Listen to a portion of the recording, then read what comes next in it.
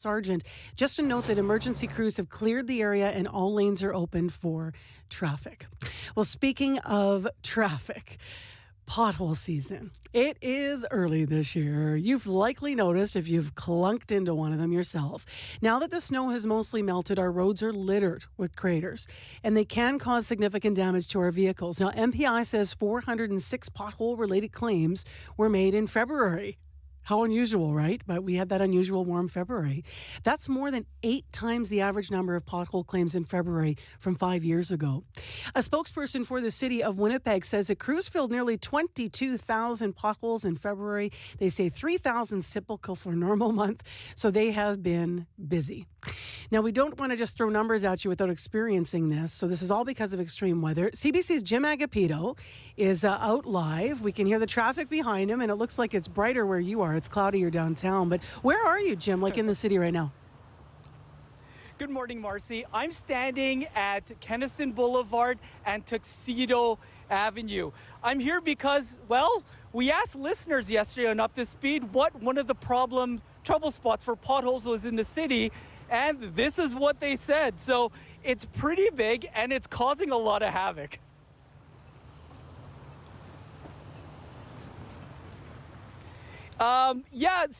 Just to describe the setting for you here, there's cars that are coming down, but as you can see, it looks like it's been repaired and patched over, but it's not really working. Every time a car goes over it, we see it bottom out. It slows traffic down to a halt. It looks like the moon. It's pretty horrible, Marcy, but I'm here with someone who's advocating for better maintenance of our city roads. Evold Friesen is the manager of Government and Community Relations at CAA Manitoba. Good morning. Good morning. Thanks for having me. I always see you outside of a pothole. It seems that way. So when you see something like this, what are you thinking?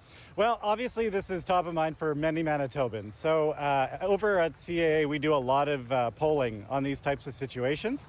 And it's revealing. Some of it is not a surprise, but some of it will come as a surprise. Probably most interestingly, the number one cited concern for Manitobans on our roads is potholes. In addition to that, the number one most dangerous thing that they cite is potholes again. So every year we find ourselves in this situation.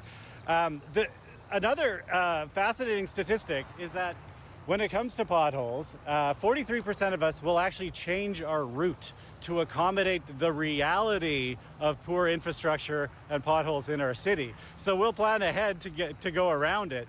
And then the one that we love the most, but we really kind of, raised the most eyebrows, was when polled, Manitobans will tell you every time that if they see a car swerve in front of them, they'll assume that it's because of a pothole. Of all the various things that can happen on the road, when we see a car swerve, we're thinking, oh my goodness, I gotta adjust, there's a pothole up ahead. And I've got to ask, over 20,000 potholes the city said they've repaired, which is up from a typical February. I'm wondering, what do you make of that? So in February, Mayor Scott Gillingham and Council announced their first city budget. In it, most of us will know, was a tax increase of 3.5%, increase to property tax, and 2% of that increase is to go to road maintenance repair. So we're talking pedestrian infrastructure, cycling infrastructure, road maintenance, and road safety issues. So we're cautiously optimistic that this money will be dedicated towards these very things that bring us out on this very frosty morning out to the side of the road here. And also, incidentally, Premier Wab Kinew announced in Toronto a couple of weeks back that the provincial budget will come out April 1st. So this is the first provincial budget under this new provincial government. So we're very excited to see what kind of money they're going to set aside for important road infrastructure and repair budgets, because as we can see from the pothole behind us, and almost every driver can attest, we've got a bit of a concern on our hands. Yeah, and also, MPI's been busy. They say that the potholes were 8 times what a normal February be from last year, 8 times the claims. And I'm wondering, the exact number was about 406 as opposed to 86 in February. Does that surprise you at all? Yeah, that's a little higher than what we usually see in an average year. While CAA doesn't track pothole collisions specifically, that's an MPI thing. What I can tell you anecdotally, however, is that in talking to Fleet yesterday, they let us know that even our trucks are coming back with busted springs. So what is it's a situation that's affecting even the guys who were sent out to help you get out of these jams. So, and I'm wondering, what can drivers do, to better protect themselves against potholes? Okay, so the common sense ones we all know. Let's reduce our speed. Let's be cautious and let's be courteous. That 70% of people are, swerving to avoid a pothole.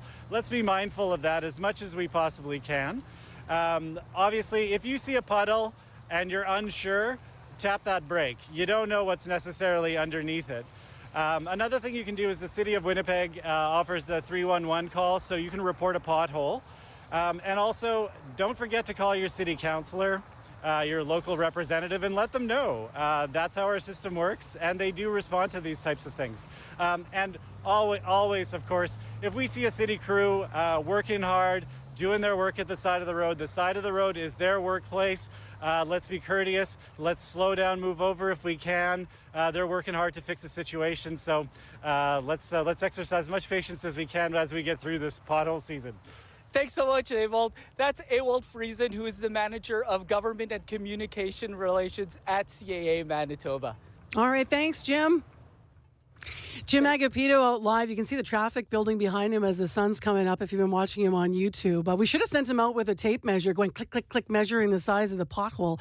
That's what he was out talking about this morning. What an unusual time we've had in Manitoba in February specifically with the number of potholes being filled. So Jim was specifically out at Kenaston Boulevard in Tuxedo this morning. It is 7:45 a.m. Now listening into Jim and listening into the radio in studio with me here is the Premier of Manitoba, Kinew. Good morning. Good morning. Thanks for having me back. Good morning. Sorry, you got your mic on there now. Okay. Hi. Good morning, Marcy. Thanks for having me back. Thanks for being back. I just want to start because we were listening to that, Premier. Yeah. You're here for our regular interview. We always cover a number of topics. But, I mean, we watch potholes, we talk about them, you see the memes going around where people, take a hot tub in them. But on the serious side of things, they do speak to more serious issues of crumbling infrastructure in Winnipeg, where, 2/3 of the province's population are here. Between that and also between the sewage issues we've been having, what are your thoughts as Premier in terms of how you can support or maybe better support the city with our aging infrastructure? Well, it's a province-wide problem, too. We see the state of the highways. And then I'll add, projects like the Arlington Bridge, right, which is going to need to be taken down. So really, I think there's an issue with a long-term lack of attention to maintaining our infrastructure, state of good repair. And so we are bringing our budget on April 2nd, and you're going to see a lot of investments in infrastructure. But while there are those kind of new, shiny, big-ticket things that we want to do, there's going to be a significant focus on the state of good repair for roads, for bridges, for the infrastructure. And there's also going to be a predictability for funding for municipalities like the City of Winnipeg. Under the last administration, there was a freeze in place for 7 years. And when funding is frozen with the impacts of inflation, that means less money going out to repair potholes, going out to repair streets. So what we're going to say is, here's the number for funding in terms of operating for the city this coming year, but also here's a predictable 4-year expectation that the city can start to plan around.